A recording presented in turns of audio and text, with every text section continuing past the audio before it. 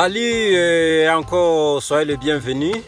Comme je vous l'ai dit, il y a au moins à peu près 2 heures, 2 heures et demie.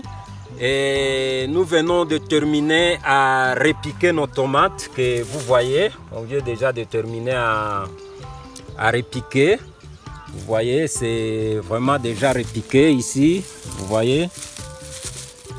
Et vraiment, le travail qu'on vient de faire pendant presque 2 heures, c'est vrai qu'on n'a pas repiqué tout parce que c'est vraiment beaucoup. On va continuer pendant au moins 3-4 jours en train de faire les repiquages.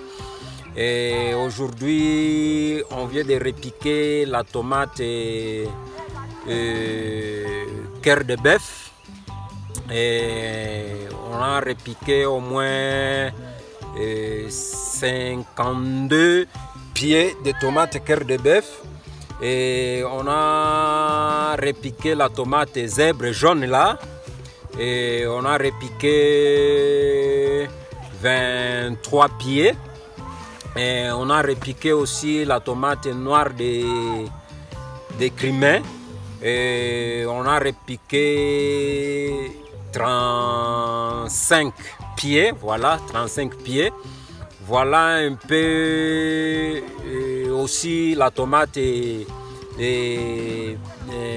pyros. On vient aussi de repiquer une centaine de ça. Et on a repiqué aussi la tomate Roma. Là, on a repiqué vraiment beaucoup. C'est 200 et quelques pieds. Et donc, vous comprenez que nous avons beaucoup de variétés que nous allons continuer à repiquer. Mais après le repiquage de nos tomates, je fais aussi quelque chose qu'on appelle culture d'accompagnement. Donc, entre le pied de nos tomates, je repiqué la fleur qu'on appelle Eyeden. Donc, l'Eyeden, c'est la fleur que vous voyez ici, que j'ai repiqué au milieu des plantes de tomates. Je vais vous dire, vous voyez, l'Eyeden est là et la tomate est ici. Ici, il y a l'Eyeden que vous voyez. Et il y a l'Eyeden ici que vous voyez, il y a le pied de tomate là-bas que vous voyez. Donc c'est pour dire que entre 2 pieds de tomates, j'ai mis les fleurs Eyeden. Les Eyeden, c'est une fleur vraiment qui accompagne les tomates, qui lutte contre le ver de terre minuscule là, ver de terre noir comme ça, presque noir marron comme ça, qui bouffe le tige des tomates et les racines ainsi de suite. Donc les racines de ces Eyeden, ça combat tous ces insectes là nuisibles sous sol qui dérangent les tomates, qui abîment le pied des tomates. Et puis quand ça fleurit, ça donne des fleurs. Et l'arôme, donc l'odeur que ces fleurs dégagent, ça aide aussi à combattre d'autres insectes, voilà, qui nuisent toujours aux tomates. Donc vous voyez que c'est une plante médicinale qu'on plante avec les tomates en fait de lutter vraiment contre les insectes nuisibles.